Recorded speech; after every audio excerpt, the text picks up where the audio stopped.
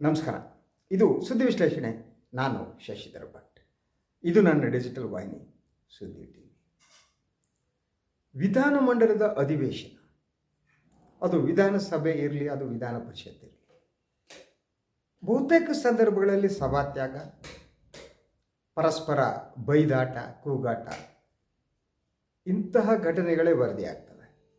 ಆ ಸಂದರ್ಭದಲ್ಲಿ ಅನಿಸೋದುಂಟು, ವಿಧಾನಮಂಡಲದ ಅಧಿವೇಶನದ ಒಟ್ಟಾರೆ ಗುಣಮಟ್ಟ ಕಳಪೆ ಆಗ್ತಾ ಇದೆಯಾ? ಶಾಸಕರುಗಳು ಓದೋದನ್ನು ನಿಲ್ಲಿಸ್ಬಿಟ್ಟಿದ್ದಾರೆ.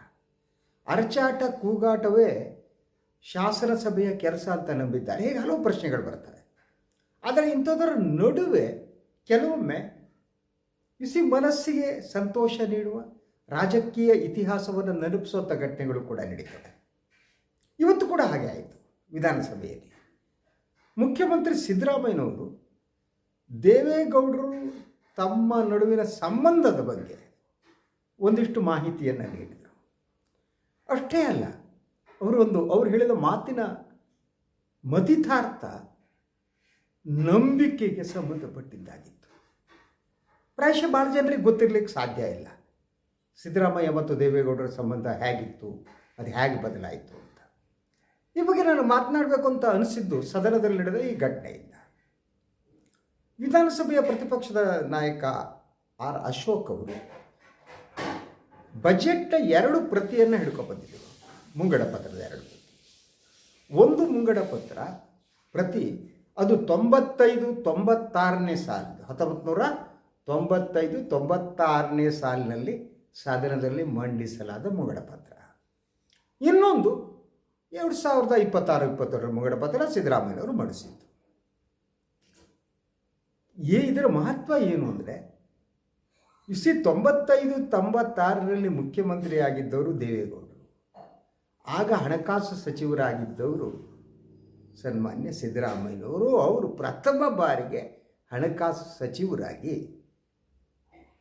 ಮುಂಗಡ ಪತ್ರವನ್ನು ಮಂಡಿಸಿದರು. ಈ ಘಟನೆಯನ್ನು ಸಿದ್ದರಾಮಯ್ಯನವರು ನೆನಪಿಸೋದಕ್ಕೆ ಕಾರಣ ಆದದ್ದು ಅಶೋಕ್ ಅವರ ಮಾತು. ಅಶೋಕ್ ಹೇಳ್ತಾ ಹೋದರು, ನೋಡಿ, ಈಗ 95-96ನೇ ಸಾಲಿನ ಮುಂಗಡ ಪತ್ರ ನನ್ನ ಕೈಯಲ್ಲಿದೆ, ಪ್ರತಿ ಇದೆ, ಬಟ್ ಇದು ಹರಿದು ಹೋಗಿದೆ. ಇನ್ನೊಂದು ಹೊಸ ಮುಂಗಡ ಪತ್ರ ಇದೆ, ಅದು ಹರಿದು ಹೋಗಿಲ್ಲ. ಆದರೆ ಒಟ್ಟಾರೆ ಮುಂಗಡ ಪತ್ರವನ್ನು ನೋಡಿದಾಗ ಹರಿದು ಹೋಗಿದ್ದೇನೆ 2026-27ನೇ ಸಾಲಿನ ಮುಂಗಡ ಪತ್ರ, ಇದಕ್ಕಿಂತ ಅದು ಚೆನ್ನಾಗಿತ್ತು ಅನ್ನೋ ರೀತಿಯಲ್ಲಿ ಮಾತಾಡಿದ್ರು ಅಶೋಕ್. ಅದಾದ ಮೇಲೆ ಅವರು ದೇವೇಗೌಡರ ಬಗ್ಗೆ ಏನೇನೋ ಪ್ರಸ್ತಾಪ ಮಾಡ್ತಾಯಿದ್ರು. ಆಗ ಸಿದ್ದರಾಮಯ್ಯನವರು ಎದ್ದು ನಿಂತ ಸಿದ್ದರಾಮಯ್ಯ ಹೇಳಿದ್ರು, ತಪ್ಪು ಮಾಹಿತಿ ಹೋಗಬಾರ್ದು, ನಾನು ಅದಕ್ಕೆ ಸರಿಪಡಿಸೋದಕ್ಕೆ ಎದ್ದು ನಿಂತಿದ್ದೇನೆ.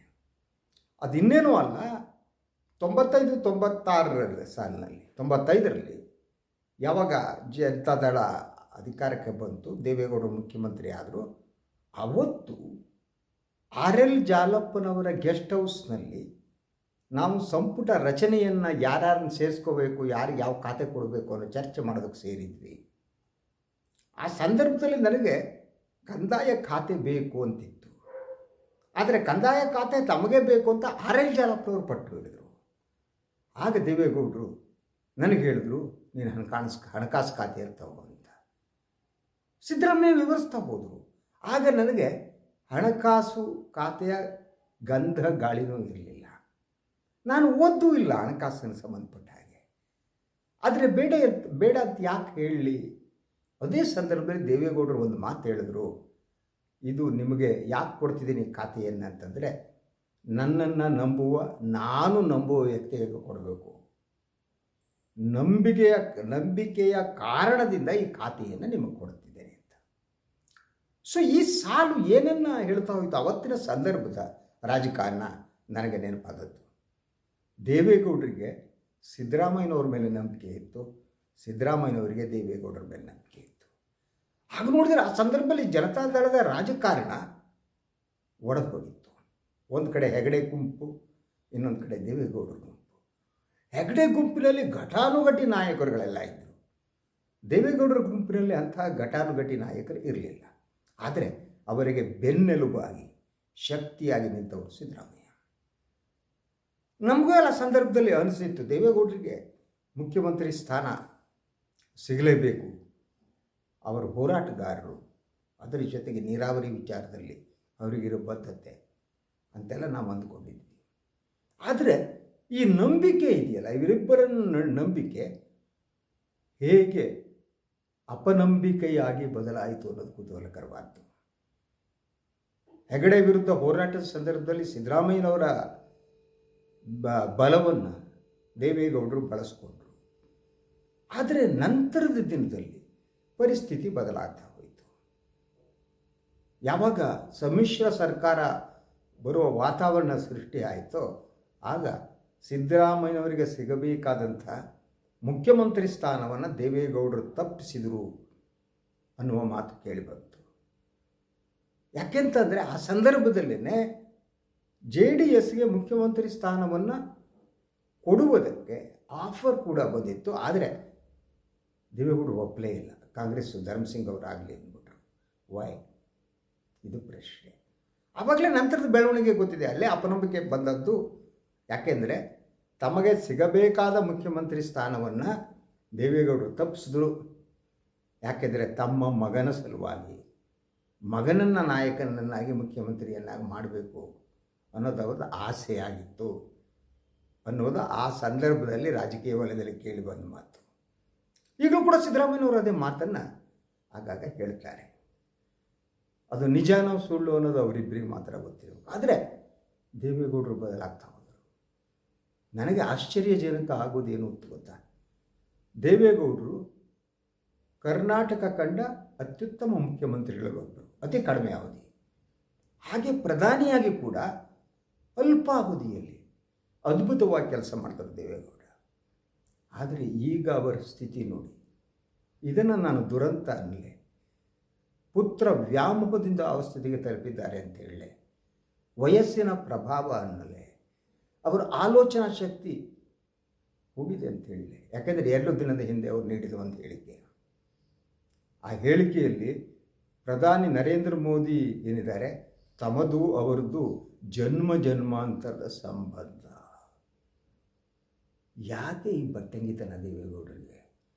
ಆಗ ನೋಡಿದರೆ ಅತಿ ಕಡಿಮೆ ಅವಧಿಯಲ್ಲಿ ಅವರಿಗೆ ಪ್ರಚಾರ ಸಿಕ್ಕಿಲ್ಲ ನಿಜ, ಆದರೆ ಮೋದಿಯವರಿಗಿಂತ ಚೆನ್ನಾಗಿ ಕೆಲಸ ಮಾಡಿದರು ದೇವೇಗೌಡರು. ಏನು ಮಾಡೋಣ, ಮೋದಿಗೆ ಇಡೀ ಮಾಧ್ಯಮದ ಬೆಂಬಲ ಇದೆ, ದೇವೇಗೌಡರಿಗೆ ಮಾಧ್ಯಮದ ಬೆಂಬಲ ಯಾವತ್ತೂ ಸಿಕ್ಕಿಲ್ಲ. ಅವರು ಕರ್ನಾಟಕದ ಮುಖ್ಯಮಂತ್ರಿ ಆದಾಗ, ರಾಜಕಾರಣ ಮಾಡ್ತಾ ಇದ್ದ ಸಂದರ್ಭದಲ್ಲಿ, ಡೈಲಿ ಓದ ಸಂದರ್ಭದಲ್ಲಿ ಯಾವತ್ತೂ ಮಾಧ್ಯಮ ಅವ್ರ ಪರವಾಗಿ ನಿಂತಿಲ್ಲ. ಯಾಕೆ ತಮ್ಮ ಮಾಧ್ಯಮ ವಿವರಿಸುತ್ತೆ ಅಂಥೇಳಿ ನನ್ನ ಹತ್ರನೇ ಹಲವು ಬಾರಿ ಹೇಳಿದ್ದು ಇದೆ ದೇವೇಗೌಡರು. ಮಾಧ್ಯಮ ದೇವೇಗೌಡರನ್ನ ಬೆಂಬಲಿಸಿದರೆ ಅವರು ಇನ್ನೆಲ್ಲೂ ಇರ್ತಿದ್ದರು. ಆದರೆ ಈಗ ಮೋದಿ ಅವರ ಜಪದಲ್ಲಿ ಇವರು ಕುಳಿತಿದ್ದಾರೆ. ಮೋದಿಯ ಅಡಿಯಾಳ್ನಂತೆ ಮಾತಾಡ್ತಾರೆ. ಮೋದಿದು ತಮ್ಮದು ಜನ್ಮ ಜನ್ಮಾಂತರದ ಸಂಬಂಧ ಅಂತಾರೆ. ಈ ಹಿಂದೆ ನಾನು ಮುಂದಿನ ಜನ್ಮದಲ್ಲಿ ಹುಟ್ಟಿದರೆ ಮುಸ್ಲಿಮರ ಮನೆಯಲ್ಲಿ ಹುಟ್ಟಿದೆ ಅಂತ ಹೇಳಿ ದೇವೇಗೌಡರು ಈಗ ತಮ್ಮ ಸಂಬಂಧವನ್ನು ಮೋದಿ ಜೊತೆ ಕಲ್ಪಿಸ್ಕೊತಾ ಇದ್ದಾರೆ. ಇದೇ ಮುಖ್ಯವಾದ ಪ್ರಶ್ನೆ. ಅಂದರೆ ತಮ್ಮ ಮಗ ಇನ್ನೊಂದು ಬಾರಿ ಮುಖ್ಯಮಂತ್ರಿ ಆಗಲಿ ಅನ್ನೋದೇನಿದೆಯಲ್ಲ ಅವರ ಆಸೆ, ಅದಕ್ಕಾಗಿ ಈ ಬಟ್ಟಂಗಿತನವನ್ನು ಪ್ರಾರಂಭ ಮಾಡಿದರು. ಈಗ 3-4 ದಿನಗಳಿಂದ ಅವರು ಇನ್ನೊಂದು ಮಾತನ್ನು ಹೇಳಿದರು. ಕುಮಾರಸ್ವಾಮಿಯವರು ಮತ್ತು ಮುಖ್ಯಮಂತ್ರಿ ಆಗುವುದೇನಿದೆ ಅದು ಮೋದಿ ಮತ್ತು ಅಮಿತ್ ಶಾ ಕೈಯಲ್ಲಿದೆ, ಅವರು ಮಾಡಿದರೆ ಆಗ್ತಾನೆ. ಎಂತಹ ದಯನೀಯ ಸ್ಥಿತಿ ನೋಡಿ, ಎಂತಹ ನಾಯಕ! ಇದನ್ನು ಒಮ್ಮೊಮ್ಮೆ ಮಹಾಪತನ ಅನಿಸುತ್ತೆ ನನಗೆ. ಇಡೀ ಭಾರತೀಯ ರಾಜಕಾರಣದಲ್ಲಿ ತೃತೀಯ ರಂಗ ಏನಿದೆ, ತೃತೀಯ ರಂಗದ ಪ್ರಧಾನಿ ಆದದ್ದು ಕಾಂಗ್ರೆಸ್ ಬೆಂಬಲದೊಂದಿಗೆ. ಒಳ್ಳೆಯ ಕೆಲಸವನ್ನು ಮಾಡೋದಕ್ಕೆ ಯತ್ನ ಮಾಡಿದರು. ಈವನ್ ಕಾಶ್ಮೀರಕ್ಕೆ ಹೋಗಿ ಕಾಶ್ಮೀರ ಸಮಸ್ಯೆಯನ್ನು ಬಗೆಹರಿಸೋ ಯತ್ನ ಮಾಡಿದರು. ನೀರಾವರಿಗೆ ಸಂಬಂಧಪಟ್ಟಂತೆ ಹಲವು ಕನಸುಗಳು ದೇವೇಗೌಡರಿಗಿದ್ದವು. ಇವತ್ತು 2 ದಿನಗಳಿಂದ ಅವರು ರಾಜ್ಯಸಭೆಯಲ್ಲಿ ಆಡಿರುವ ಮಾತು ನೀರಾವರಿಗೆ ಸಂಬಂಧಪಟ್ಟ ಹಾಗೆ. ಈ ವಯಸ್ಸಿನಲ್ಲೂ ಅತ್ಯದ್ಭುತವಾಗಿ ಅವರು ರಾಜ್ಯಸಭೆಯಲ್ಲಿ ಮೊನ್ನೆ ಮಾತಾಡಿದರು. ಅದರ ಜೊತೆಗೆ ಅವರ ರಾಜ್ಯಸಭೆಯ ಸದಸ್ಯತ್ವದ ಅವಧಿ ಜೂನ್ನಲ್ಲಿ ಮುಗಿಯುತ್ತೆ. ಮತ್ತೆ ಅವರು ರಾಜ್ಯಸಭಾ ಮೆಂಬರ್ ಆಗ್ತಾರೆ.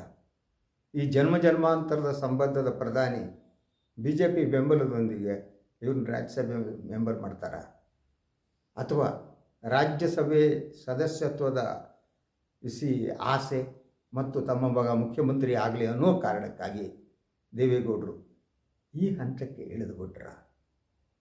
ಹೀಗಾಗಬಾರ್ದಾಗಿತ್ತು. ದೇವೇಗೌಡರು ಹೀಗೆ ಮಾಡಬಾರ್ದಾಗಿತ್ತು. ದೇವೇಗೌಡರ ಕುರಿತು ಆ ಪಕ್ಷದಿಂದ ಹೊರಗೆ ಬರುವ ಸಂದರ್ಭದಲ್ಲಿ ಸಿದ್ದರಾಮಯ್ಯನವರು ಆಡಿದ ಮಾತುಗಳಿದೆಯಲ್ಲ, ಅದು ಸತ್ಯವೇನು ಅಂತ ಈಗ ಅನ್ನಿಸೋದಕ್ಕೆ ಪ್ರಾರಂಭ ಆಗ್ತಾ ಇದೆ. ತಮ್ಮ ಮಗನಿಗೆ ಮುಖ್ಯಮಂತ್ರಿ ಪಟ್ಟವನ್ನು ಕೊಡಲೇಬೇಕು ಅನ್ನೋ ಕಾರಣಕ್ಕಾಗಿ ಸಿದ್ದರಾಮಯ್ಯನವರಿಗೆ ಮುಖ್ಯಮಂತ್ರಿ ಸ್ಥಾನದಿಂದ ದೂರ ಇಟ್ಟರು ಅನ್ನುವ ಆಪಾದನೆ ಇದೆಯಲ್ಲ, ಅದು ನಿಜ ಇರ್ಬೋದು ಅಂತ ಈಗ ಅವರ ಇತ್ತೀಚಿನ ವರ್ತನೆಗಳನ್ನ ನೋಡಿದಾಗ ಅನಿಸುತ್ತೆ. ಹಾಗೆಯೇ ದೇವೇಗೌಡರು ಈಗಿರುವುದಿದೆಯಲ್ಲ, ಈಗಿರುವ ಸ್ಥಿತಿ ಅವರು ಮೊದಲಲ್ಲೂ ಇತ್ತು. ಮೊದಲು ಅದನ್ನು ಬಹಿರಂಗಪಡಿಸ್ತಿರಲಿಲ್ಲ, ಈಗ ಅದನ್ನು ಬಹಿರಂಗಪಡಿಸುತ್ತಿದ್ದಾರೆ ಅಂತ ಅನಿಸೋದು ಪ್ರಾರಂಭ ಆಗಿದೆ. ದೇವೇಗೌಡರಿಗೆ ಈಗ ವಿಶ್ರಾಂತಿ ಬೇಕು. ಅವರು ವಿಶ್ರಾಂತಿಯನ್ನು ಪಡಿಬೇಕು. ಅವರು ನಿಜವಾದ ಅರ್ಥದಲ್ಲಿ ಮಾರ್ಗದರ್ಶನ ಮಾಡಬೇಕು. ಮೋದಿಯವರ ಬಟ್ಟಂಗಿತನ ಬಿಟ್ಟರೆ ಅವರ ರಾಜಕೀಯ ಬದುಕಿನಲ್ಲಿದೆಯಲ್ಲ, ಈ ಕೊನೆಯ ಇನ್ನಿಂಗ್ಸ್ ಇದೆಯಲ್ಲ, ಈ ಸಂದರ್ಭದಲ್ಲಿ ದೇವೇಗೌಡರು ಹೀಗಾಗಬಾರದಿತ್ತು ಅಂತ ಬೇರೆಯವರು ಮಾತನಾಡದಿರುವಂಥ ಸ್ಥಿತಿ ಬರಲಿ. ದೇವೇಗೌಡರು ಈ ಬಟ್ಟಂಗಿತನವನ್ನು ಬಿಡಲಿ. ಇದು ಇವತ್ತಿನ ಸುದ್ದಿ ವಿಶ್ಲೇಷಣೆ. ಇನ್ನೊಂದು ವಿಚಾರದಲ್ಲಿ ಮತ್ತೆ ಬರ್ತೀನಿ. ನಾನು ವಾಹಿನಿಯನ್ನು ಲೈಕ್ ಮಾಡಿ, ಶೇರ್ ಮಾಡಿ, ಹಾಗೆಯೇ ಸಾಧ್ಯ ಆದರೆ ಸಹಾಯ ಮಾಡಿ. ಸ್ವತಂತ್ರ ಪತ್ರಿಕೋದ್ಯಮವನ್ನು ಬೆಂಬಲಿಸಿ, ನನ್ನನ್ನು ಆಶೀರ್ವದಿಸಿ. ನಮಸ್ಕಾರ.